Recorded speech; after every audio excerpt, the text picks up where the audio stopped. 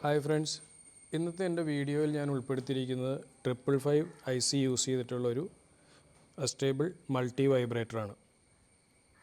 ഇതിൻ്റെ ഔട്ട്പുട്ടിൽ ഒരു LED കണക്ട് ചെയ്തിട്ടുണ്ട്, നമുക്ക് output visible ചെയ്യുന്നതിനായിട്ട്.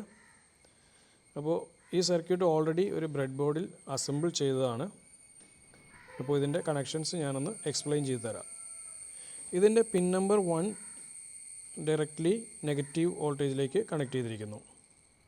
Pin number 2 pin number 6ഉമായിട്ട് directly connect ചെയ്തിട്ടുണ്ട്. അടുത്തതായിട്ട് പിൻ നമ്പർ 3 ആണ് ഇതിൻ്റെ ഔട്ട്പുട്ട് വരുന്നത്.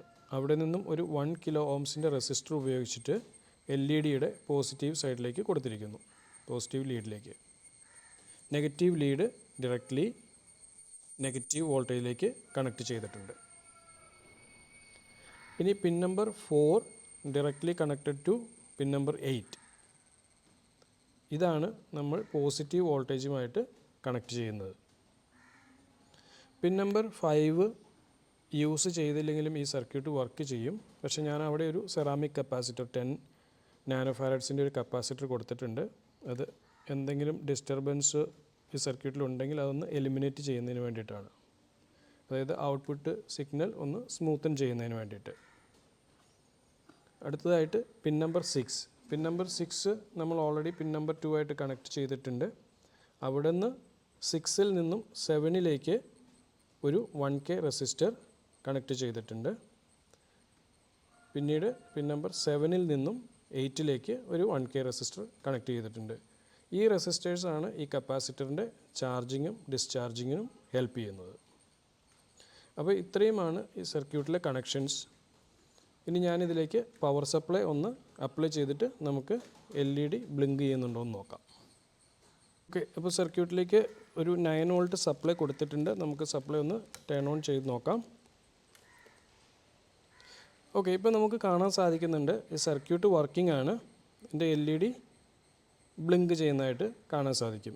ഇനി ഈ കപ്പാസിറ്ററിൻ്റെ വാല്യൂ ഒന്ന് ചേഞ്ച് ചെയ്താൽ, ഇപ്പോൾ കപ്പാസിറ്ററിൻ്റെ വാല്യൂ കൂട്ടുകയാണെങ്കിൽ ഇതിൻ്റെ ബ്ലിങ്കിങ്ങിൻ്റെ വേരിയേഷൻ കൂടുന്നതായിട്ട് നമുക്ക് കാണാൻ സാധിക്കും. ഞാൻ ഒരു 470 ഓംസ് മൈക്രോ ഫാരഡ്സിൻ്റെ കപ്പാസിറ്റർ ഒന്ന് കണക്ട് ചെയ്ത് നോക്കാം. ഓക്കെ, ഞാൻ സർക്യൂട്ടിലേക്ക് ഒരു 470 മൈക്രോ ഫാരഡ്സിൻ്റെ ഒരു കപ്പാസിറ്റർ കണക്ട് ചെയ്തിട്ടുണ്ട്. ഇനി സപ്ലൈ ഒന്ന് ഓണാക്കി നോക്കാം. ഓക്കെ, ഇപ്പോൾ നമുക്ക് കാണാൻ സാധിക്കുന്നുണ്ട് ഇതിൻ്റെ LED ബ്ലിങ്കിങ്ങിൻ്റെ സ്പീഡ് വേരി ചെയ്തിട്ടുണ്ട്.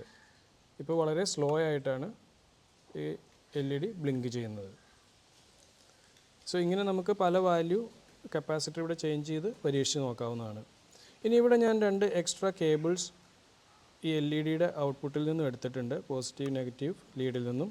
ഇത് നമുക്കൊരു ചെറിയ ഓസിലോസ്കോപ്പുമായിട്ട് കണക്ട് ചെയ്തിട്ടൊന്ന് നോക്കാം ഇതിൻ്റെ ഔട്ട്പുട്ട് വേവ് ഫോം എങ്ങനെയാണ് വരുന്നതെന്ന്.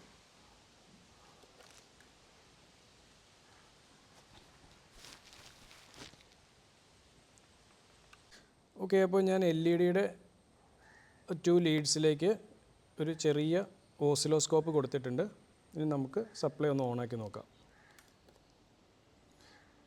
ഓക്കെ, നമുക്ക് ഇപ്പോൾ ഇവിടെ കാണാൻ സാധിക്കുന്നുണ്ട് ഇതിൻ്റെ ഔട്ട്പുട്ട് ഒരു സ്ക്വയർ വേവ് ഔട്ട്പുട്ടാണെന്ന്. അപ്പോൾ LED തെളിയുന്നതിനനുസരിച്ച് ഈ സിഗ്നൽ അപ്പ് ആവുകയും ഓഫ് ആകുന്നതിനനുസരിച്ച് സിഗ്നൽ ഡൗൺ ആവുകയും ചെയ്യുന്നത് നമുക്ക് കാണാൻ സാധിക്കുന്നുണ്ട്. ഇനി ഞാൻ നേരത്തെ പറഞ്ഞിരുന്നതുപോലെ ഞാൻ ഈ സെറാമിക് കപ്പാസിറ്റർ ഈ സർക്യൂട്ടിൽ നിന്നൊന്ന് ഡിസ്കണക്ട് ചെയ്യുകയാണ്. എന്നിട്ട് നമുക്ക് ഇതിൻ്റെ ഔട്ട്പുട്ടിൽ എന്തെങ്കിലും ചേഞ്ചസ് വരുന്നുണ്ടോ എന്ന് നോക്കാം. ഓക്കെ, ഇപ്പോൾ കപ്പാസിറ്റർ റിമൂവ് ചെയ്തപ്പോൾ നമുക്ക് കാണാൻ സാധിക്കുന്നുണ്ട് ഇതിൻ്റെ സിഗ്നലിൽ ചെറിയൊരു വേരിയേഷൻ, ഒരു ഡിസ്റ്റർബൻസ് നമുക്ക് ഫീൽ ചെയ്യുന്നുണ്ട്. ഞാൻ ഒന്നുകൂടി ഇത് കണക്ട് ചെയ്ത് കാണിക്കാം, അപ്പോൾ നമുക്കത് മനസ്സിലാകും. ഓക്കെ, ഇപ്പോൾ ഔട്ട്പുട്ട് സിഗ്നൽ കുറച്ചുകൂടെ സ്മൂത്ത് ആയതായിട്ട് നമുക്ക് കാണാൻ സാധിക്കുന്നുണ്ട്. അപ്പോൾ ഇത്രയുമാണ് ഇന്നത്തെ എൻ്റെ വീഡിയോ. അപ്പോൾ പുതിയൊരു വീഡിയോയുമായി നമുക്ക് അടുത്ത എപ്പിസോഡിൽ കാണാം. Thank you.